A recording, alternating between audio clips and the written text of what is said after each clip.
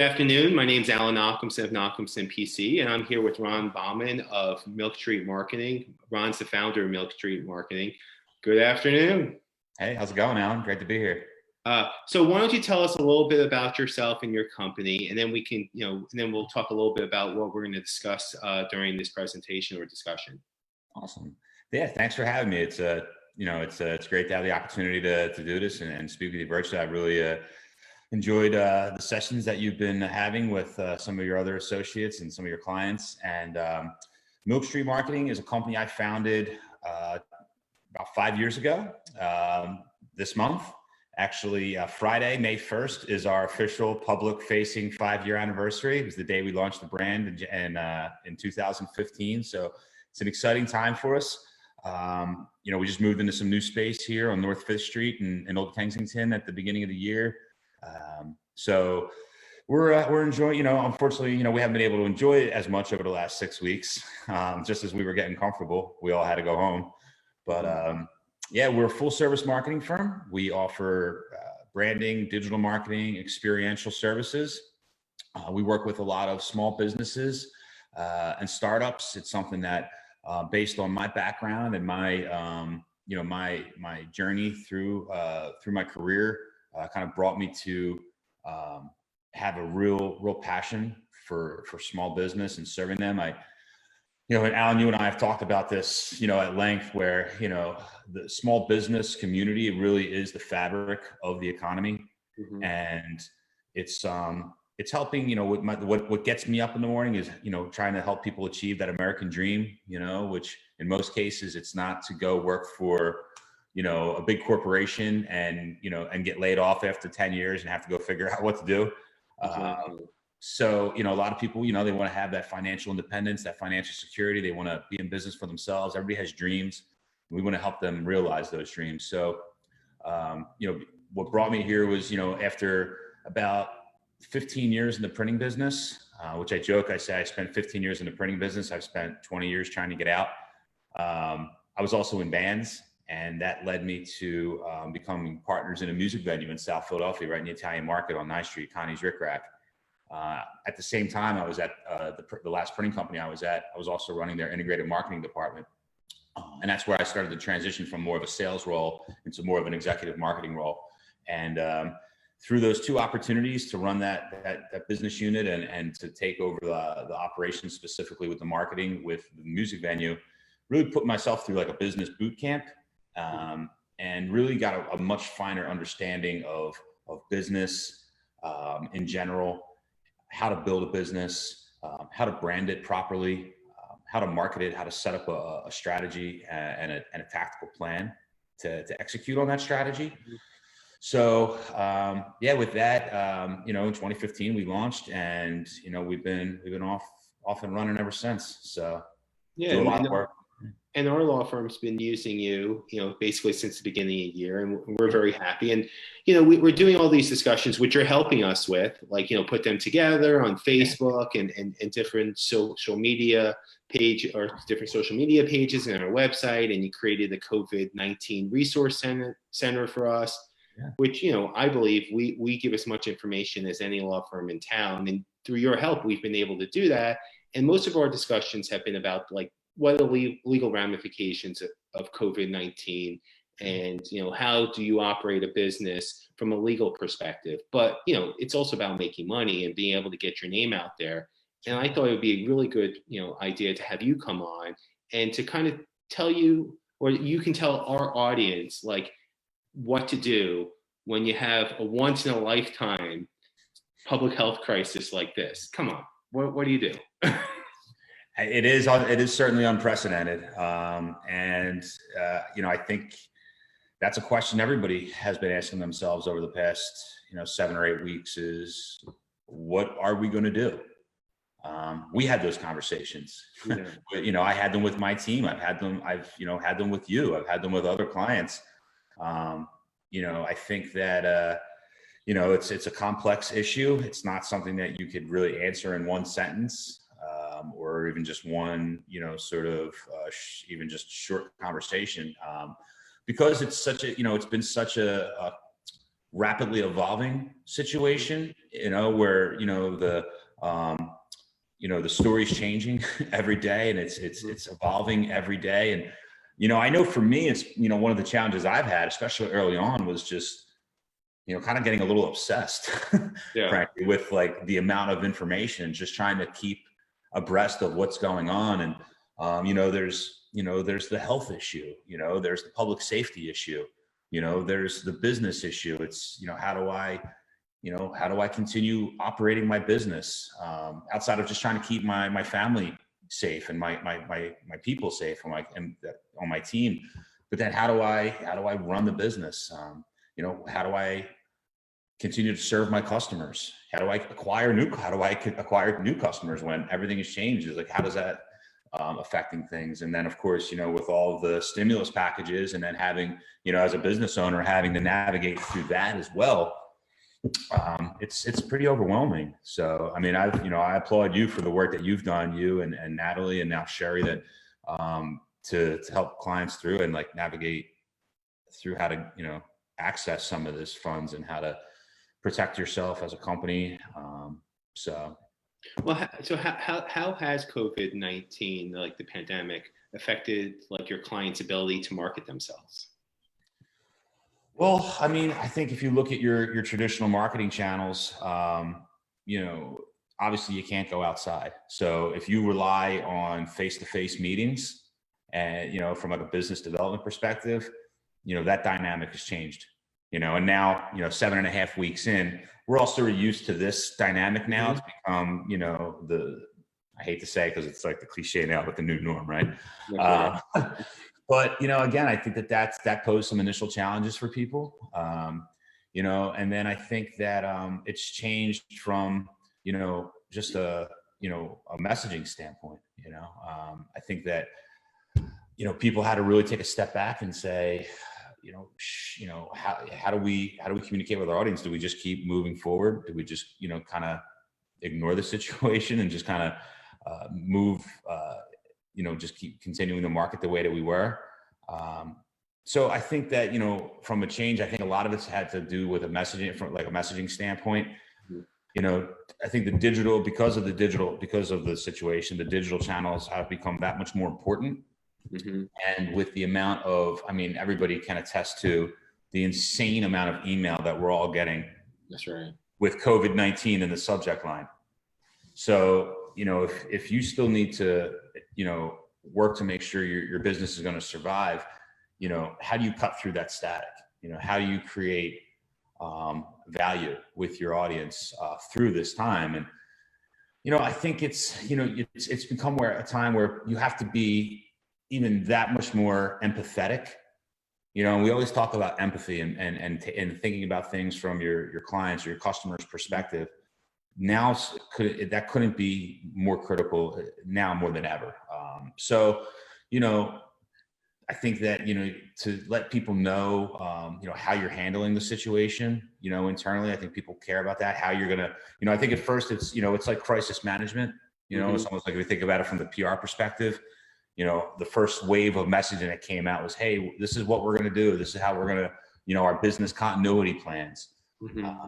So I think it's really just kind of shifted people's priorities in terms of what they, I think a lot of it just had to do with content, to be honest. I think and then the fact that we need to rely that much more on digital channels and digital communication. Yeah, but it sounds like, at least from my experience, the first thing you have to do, and we did have the social media pages that you would expect: Facebook, LinkedIn, Instagram, Twitter. It sounds like the first thing is to leverage those sites, right? Well, yeah, and I think that's, between your social media and your email, that probably comprises most of people's outbound communications. So, I think to get that message is, to get those messages out through those channels is critical. Again, you mentioned it a few times, having that presence on the website, so that when people are coming to your website for information, to say, just to have that front and center. Mm-hmm. like we do on your site, like a lot of people have. It's like, it's like COVID messaging is right there up front. So they know that that's what people are looking for, and that's going to be the relevant information. Just like anything else, not much has changed fundamentally from a marketing perspective. Yeah. I say this all the time, whether we're talking about a law firm, a brick and mortar storefront in the Italian market, a construction company, an e-commerce retailer. A lot of those fundamentals don't change. What changes from instance to instance is just the window dressing. It's just the circumstances that change that you need to be able to shift and adapt to. So, I think being empathetic, really kind of like, just continuing on with your actual marketing strategy. It's really just becomes more of a shift in that messaging. Well, talking about marketing strategy, should companies, like I'm a law firm, so my value is information. But I mean, you represent other type of entities like universities and others, and then small businesses. I'm a small business, but there are other small businesses. Should small businesses be marketing during this time? Well, yeah, I think, you have to. You can't just, curl into a ball and just wait this out. This is not something that, I think the company, I think the businesses that, potentially are, paralyzed by fear and uncertainty are the ones that are going to have a really tough time coming out of this. We can't just say, okay, well, we're going to wait it out. We're going to get our stimulus check and our paycheck protection program loan, and that'll carry us through and things will get back to normal. I think, marketing at its core, at its essence of marketing is about, finding opportunities, Mm-hmm. And business at a higher level even is about solving problems. So, at a time like this, we can either just, commiserate with each other and talk about how bad that, business is and how we don't know what we're going to do, or you could look for those opportunities to solve problems. And, out of chaos, out of time, commotion, comes opportunity. So I think there's a lot of smart businesses out there that have recognized some of those opportunities to solve problems. So to me, that is in and of itself marketing. It's not just necessarily, what you're posting about on social media. Marketing, that's just a tactic. Social media is a channel. Your posting is a tactic. Marketing is a much broader stroke and encompasses a lot more than just the day-to-day communication cycle that you have. So I think looking at, what you do, who you are, and who you serve is always the core of what we look at. And I mean, and that's right out of the playbook of Nike and Apple and Google, national brands. I mean, when they have a marketing campaign or they're looking at anything they do, it's always from the context of who are we, what do we do, and who do we do it for? And if you can answer those three things clearly and succinctly, then you're on your way to a successful marketing strategy. All right. So marketing like 2 months ago is different than marketing today. So how is the content changing and how is the strategy changing in terms of marketing? Again, it's easy for a law firm, right? Because it's all about me staying relevant and keeping my clientele informed, right? Mm-hmm. But just in general, like how would you alter the content now as compared to 2 months ago? And then how would you what strategy would you employ? Well, I mean, I think, if you're talking about, the marketing strategy overall, I think you have to look at, let's take I know you work with a lot of restaurants. We've worked with some restaurants and small businesses that are, food retailers. Your business model's now changed. If you can't let people in your store to purchase your products, what do you do? So, you've seen the restaurants, you've seen how they've adapted to curbside takeout, and they're relying much more on delivery. Certain businesses are relying much more on e-commerce than they ever have. So to me, that's part of how you adapt your marketing strategy to acclimate to the times and the conditions and the restrictions that we now have. I think, a lot of it comes down to, I said a few times, and it's really about the content. I mean, I've seen it, the level of empathy has really sort of gone up, and I feel like, you know, there's a lot of static out there. And what I would advise, you know, small businesses or any business to do is try to figure out a way to stand out just like you would any other time. You know, a lot of people, they feel like, oh, I got to jump on this bandwagon. You know, oh, everybody's talking about COVID. We better get our COVID response out. So, you know, it's good to be ahead of it. I mean, it's good to keep pace. But, you know, I feel like, and, you know, we talked about this. I think, you know, once we get to a certain point is, you know, how do you, you know, it's not just about, you know, the information necessarily. It's about kind of still like, how do you contextually get your brand values out through this? And Well, yeah, it's funny because we before this COVID-19, we're still in the process of, we're almost done with rebranding, right? But even during that process, the discussions we had earlier in the year are a little bit different than today. Like, you know, my firm does a ton of real estate transactions and zoning work in the city, right? Sure. Well, the practice is still strong, but it's going to kind of venture off a little bit in a different direction, right? So even, you know, the branding we're talking about has to, and the messaging has to change, right? Have you seen a lot with a lot of your clients? Oh yeah, I mean, you know, you know, you mentioned the higher ed, the college and universities. I mean, they're one of the other, you know, outside, you know, the law firms, you know, are still very actively communicating with their audience.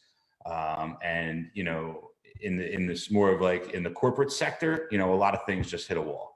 You know, oh, you know, we're gonna push off that website project. We're gonna push off that rebranding project.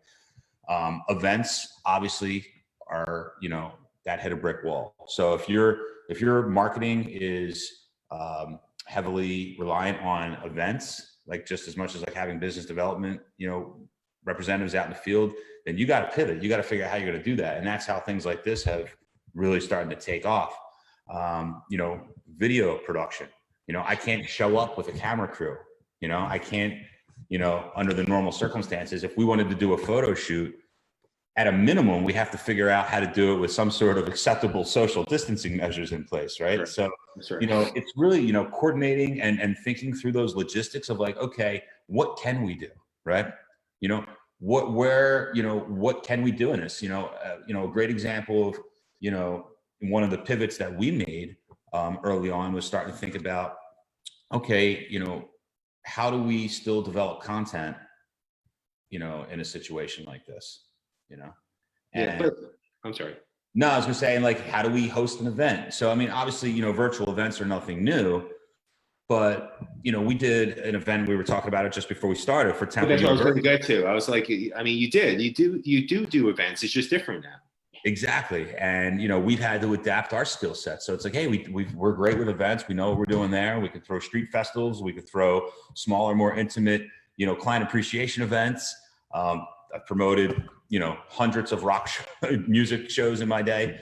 But then we've also, you know, we're very experienced with video production as well. So, you know, this situation allowed us to kind of repurpose our skills into a way that was really like supportive of our clients. Like that was really the approach that we took was, you know, how do we, and that's how I would advise, you know, from a strategic standpoint in terms of how to engage your audience is like, how do we position what we're doing as a way to support our clients? Yeah. Well, that Temple event, well, why don't you tell us about that Temple event? Like it was supposed to be a physical event and then it turned into a virtual and it sounded like it turned out very successfully. Yeah, they were very happy with it. A lot of positive feedback. So it was with their entrepreneurship group over at, you know, at Temple, the Innovation and Entrepreneurship Institute. I've been speaking there for the last few years, and there an opportunity presented itself last year to provide the video event coverage services for that. Their annual business pitch competition called Be Your Own Boss Bowl, basically like their version of a Shark Tank. And, you know, they would have it in the auditorium at the Alter Hall in this Fox School of Business. And they would have, you know, the teams come in and pitch live to a panel of judges, you know, audience of a couple hundred people in the auditorium. And it was this, you know, really exciting day. It was like their marquee event for the year. And when they came around this year and we were starting planning for it, you know, when the dominoes started to fall, you know, they came and said, you know, hey, you know, we were talking about, you know, we kind of knew that this was coming, and we were like, obviously in a little bit of a holding pattern to see like, oh, how bad is this going to get? Is this really going to happen? What like people are like freaking out about? And sure enough, that week that, and admittedly, I wasn't even taking it as seriously. I was sort of like the one prescribed to, this is like a lot of media, frenzy and circus, a lot of hype. And then I woke up the next morning and Tom Hanks had coronavirus and the NBA season was canceled. And I was like, holy shit. I'm like, oh man, this is serious.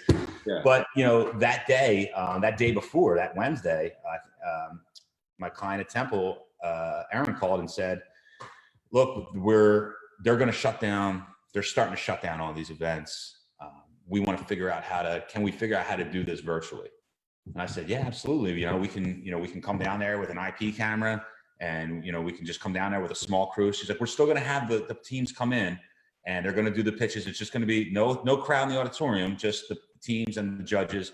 We want to be able to kind of do that. And we wanted it to be, a little bit more, upgraded from like a Facebook Live type of situation. They said, that's what I was going to say. Make it like a TV show, I was like, we're going for the Grammys, right? Like, yeah, you've created productions that go beyond Zoom to Facebook Live. I mean, this is nice. This is good. It gets an audience, but to professionalize the services, you offer that too. Yeah, exactly. And look, everything, has a time and place, something like this is a lot more practical to do on a regular basis. It's a lot more digestible. It's a lot more feasible. Yeah. But for them, for what they were doing, which is again, their marquee event for the year, it needed to be something more. So, then the dominoes continued to fall. And it just got to a point where they're like, hey, we're not even going to have we can't even have the teams come in and pitch in front of the judges. So now what do we do?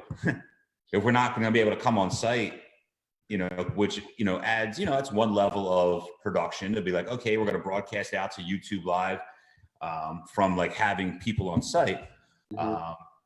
Now everybody's split up, right? The teams went home. Some of these kids were international students. I shouldn't say kids. Some of these participants were international students. Now everybody's quarantined. Like, how do we do this? So we figured it out. We solved it. We basically dusted off some software that we had used previously when we were doing some like live podcasting back in the day, and got reacclimated with that new version of that software, and we were able to link it up with Zoom and with YouTube Live to basically how to run a show, and really planned out like all the different segments and how we were going to pull in all the different remote feeds, mm-hmm. some of which were pre-recorded, and that was planned in advance, but that went off live without a hitch, and it from what I understand had less technical difficulties than the NFL draft. So so that was a plus. It was like the Saturday Night Live at home. Yeah, exactly. Now I think live. Yeah, quasi live. I don't know how much of that they're actually doing live. Yeah.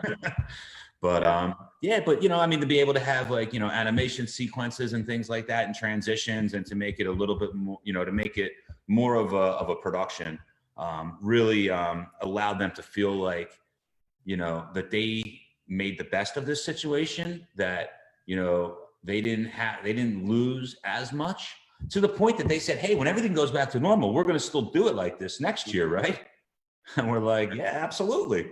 Absolutely. Because now we're opening it up to a wider audience, where people that might be around the country or around the globe, like again, these international students, if their parents are back home in, overseas, they couldn't be here for this, they can tune in. So, provide a lot of value. And for us, that's what really hit the mark for us, was like, how do we support our clients through this? I mean, you and I talked about this the same week, we worked through that weekend to get the COVID resource page up, because we're like, hey, now's the time. We need to mobilize and get this going, Yeah, I think I underestimated it too. I think it was a Friday afternoon. You just called me to say, hey, how you doing? And I was sitting there mulling, what do I do?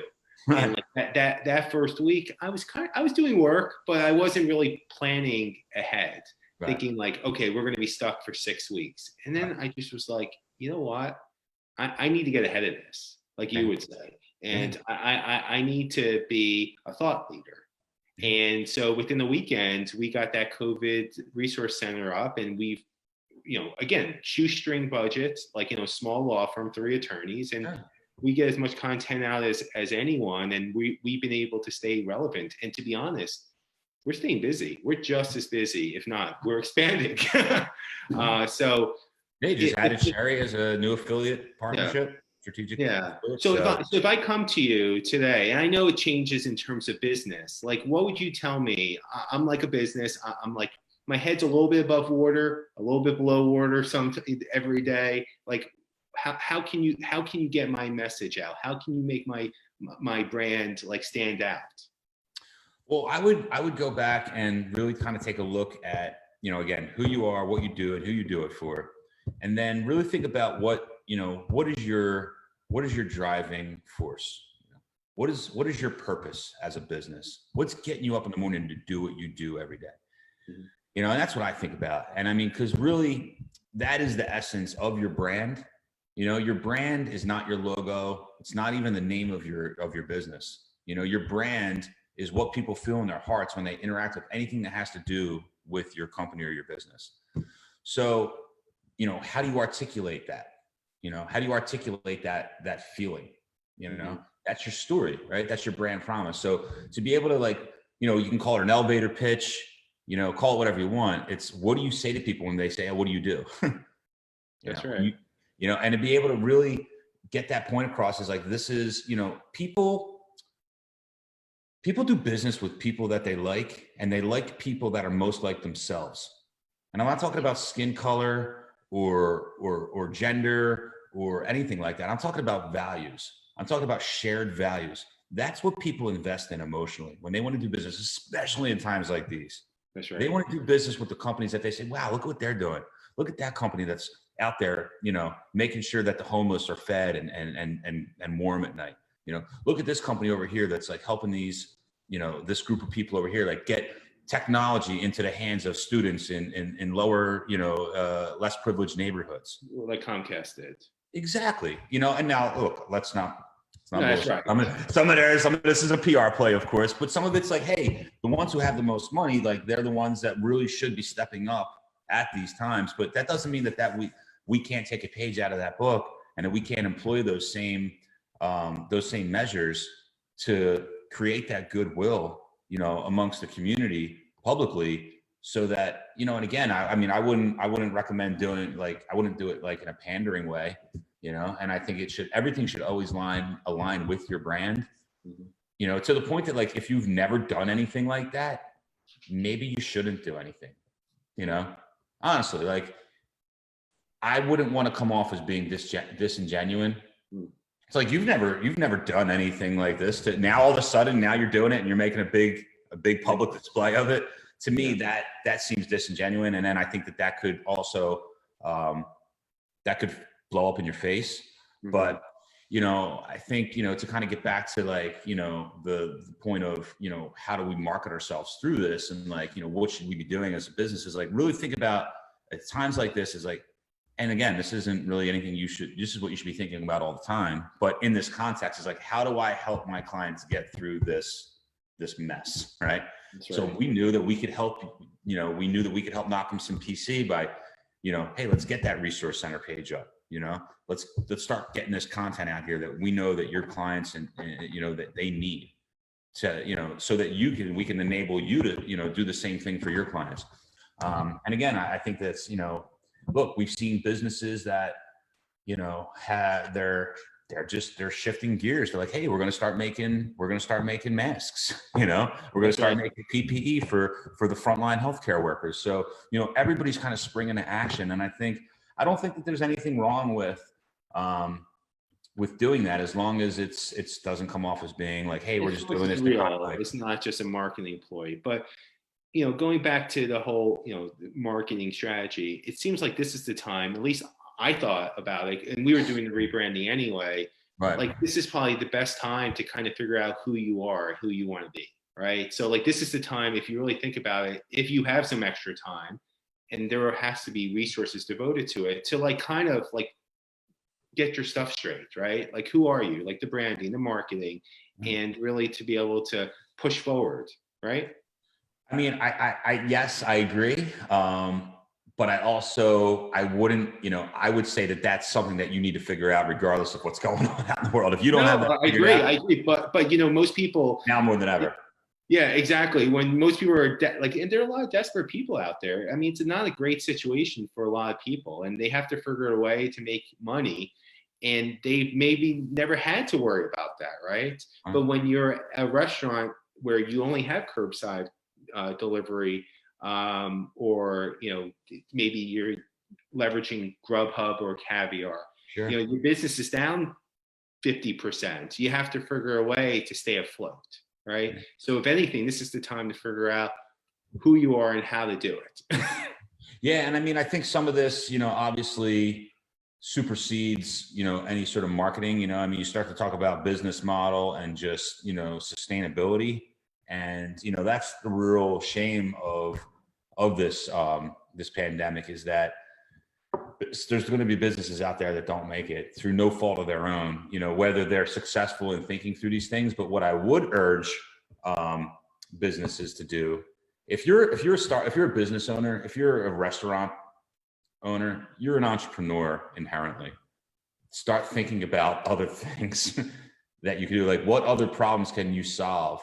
Like, just like any, investment broker would advise you, like, don't just dump all of your money into one stock, right? You always want to diversify your portfolio.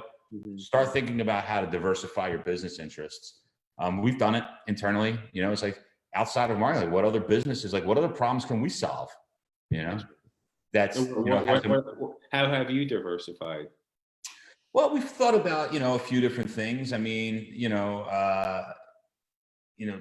from like just different delivery service models, or a lot of different, I probably shouldn't say all of them. I think we've been busy enough. I think where we have diversified, I think it was a little bit more like in that adaptation of our skill sets, and saying, okay, well, how do we still develop content? How do we, go to like, kind of going all in on like virtual events or virtual experiences? I think that's how more or less we've diversified. So I know that it's a little bit easier for like a marketing company where you're kind of doing a lot of different things anyway, and you're sort of in tune. Like, it's not going to be as easy for a restaurateur, but again, a restaurateur could start thinking like, do I need Grubhub? Do I need Caviar? Maybe I should, figure out a way to internalize my delivery services. Actually, I was talking to Jacob Cooper from MSC, and we had a whole discussion on that, how the restaurant's going to change, right? You have like these, you have restaurant groups where there's maybe the nice restaurant, right? But there will be places where in areas like, where more warehouses, where maybe they have these kitchens set up, where like the Star Restaurant Group or Cook and Solo, who have multiple restaurants, all of a sudden it's like the Go Puff model, right? You set up these centers in different neighborhoods, and if you want the cheesesteak egg rolls from Midtown Continental, you're not going to get them from Midtown Continental, but the Star Restaurant Group's going to have a kitchen set up, right? In say Fishtown, somewhere in Fishtown, and you can have the best of the Star Restaurant Group stuff, and then you order it, and then they'll deliver it, just like Go Puff does it, right? So we definitely talked about that, how it is going to be a shift, and you're going to see less formal. You may see less formal restaurants in general, because where people making the money is really like this fast casual, like nice casual food. And you may see like a change in hours of operation of some restaurants during the middle of the week, or even the menu items, right? Because they can't carry all this inventory during the week where maybe business is slow, right? So you'll have maybe like what they do in Europe, at least this is what, Jacob Cooper told us, like where, you'll have like a smaller set menu for the week when people want to go out, but the weekends will have the full menu because that's high time for restaurants. Right. Yeah. Or even, giving people the ability to, make that food themselves. My wife, she's big in every plate, she loves it. She orders these, these prepackaged meals. We cook them up at home, sort of like a hybrid of cooking at home and eating out, whereas, the first couple of weeks we didn't really trust eating out, you know, Right. I hate to say it. But then it just got to a point where we're like, God damn, we need some Chinese food. I know. No, trust me. We up until I think we've ordered it out maybe 3 times in the last 6 weeks, and we're not the type of people that like to cook. We don't have time to cook. We like cooking, we just don't have the time. Right. So we order out a lot. Yeah, same. Breakfast, lunch, and dinner. And for us to only order out 3 times in like a 6-week period, and 2 of the 3 have been in the last week. Right. That's a lot about what we're dealing with, which is serious stuff, and you have to figure out what your comfort level is. So even when society opens up, quote unquote, there are going to be people who are going to make decisions of what they're willing to do, in public. So. So if anyone wants to get a hold of you, right? So say someone wants to look at their branding, have you and revisit their marketing strategy, during normal times, and then during this pandemic, how do they reach you? Yeah, I mean, I'm available through primarily through my email address, ron@milkstreetmarketing. You can visit our website, milkstreetmarketing.com. You could learn a little bit more about us, and if you reach, submit a form through there, we'll get it right away and get right back to you. Any of our social media channels, so you can find us on Facebook, LinkedIn, Twitter. We're on Instagram, so you can see, get a little bit of glimpse inside life on Milk Street, as we like to say. But yeah, I mean, you can reach out to me. I'll leave my phone number if you want to give me a call. It's 215-279-4821 is my direct cell phone line. Our business line is 215-551-MILK.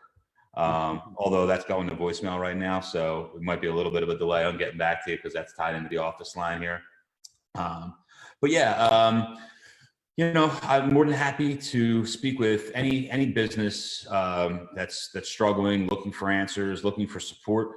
To mention, again, I mentioned a few times that support, that idea of just being there to support your clients. One of the things that we've come up against is that, just the logistical shifting that a lot of firms have, not just firms, but all of our clients had to do. We do work with a lot of firms, but is that they don't just have time to do some of these things. Temple was a lot of college universities are like that, is, hey, we could do it if we had time to do it, we had the resource to do it. It's just, to have that resource in place that you could reach out to and say, hey, I need help with this right now, and having us be able to quickly mobilize and be agile enough to kind of spring to action becomes a huge point of value for the people we work with. And yeah, I would be more than happy to have any sort of initial consultations, even to just kind of get the ball rolling, whether you hired us or not. We're, again, our higher purpose is helping small businesses. Obviously relationships precede some of that brand positioning in some cases. And we've done work with, college and universities, or maybe even some larger firms that don't necessarily consider themselves a small business, but it's also about people. It's about helping people, and I think people inherently want to help people. So, well, thank you so much for your time. I think it was informative, and we'll have it available on our YouTube channel as well. Well, thank you very much. It's my pleasure. It was great. Anytime, Alan. All right. Have a great afternoon. You too. Look forward to talking to you. You got it. Bye. Bye-bye.